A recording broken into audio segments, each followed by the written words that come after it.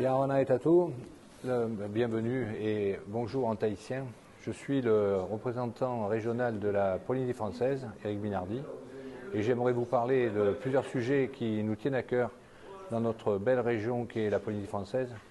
Premièrement, ce sont les essais nucléaires qui ont été faits à Mururoa et Fangatofa qui ont permis à la France d'être indépendante énergétiquement et militairement.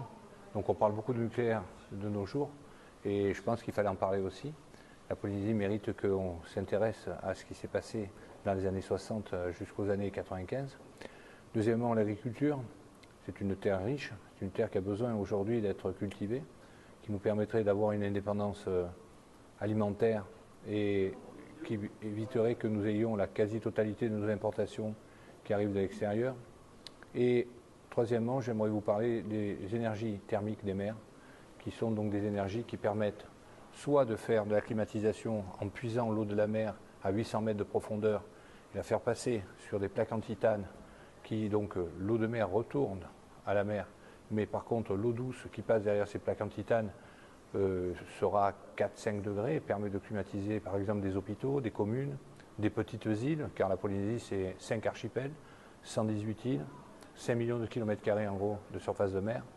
Et pour la partie énergie électrique, nous pourrions donc utiliser l'ETM, l'énergie thermique des mers, qui est donc une énergie qui consiste à récupérer l'eau de surface qui est en moyenne à 24 degrés toute l'année, la faire passer de la même façon sur des plaques en titane, sauf que de l'autre côté, au lieu d'avoir de l'eau douce, nous avons du gaz, du fréon par exemple, ou de l'ammoniac, qui permet, disons, par la chaleur d'être comprimé. C'est un petit peu le frigidaire à l'envers.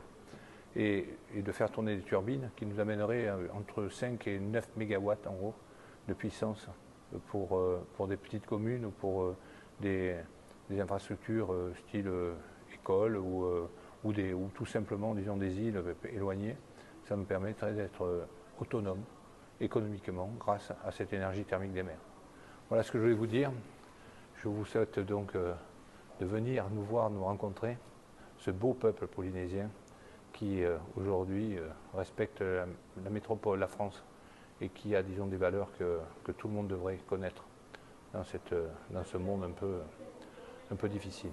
Maruru.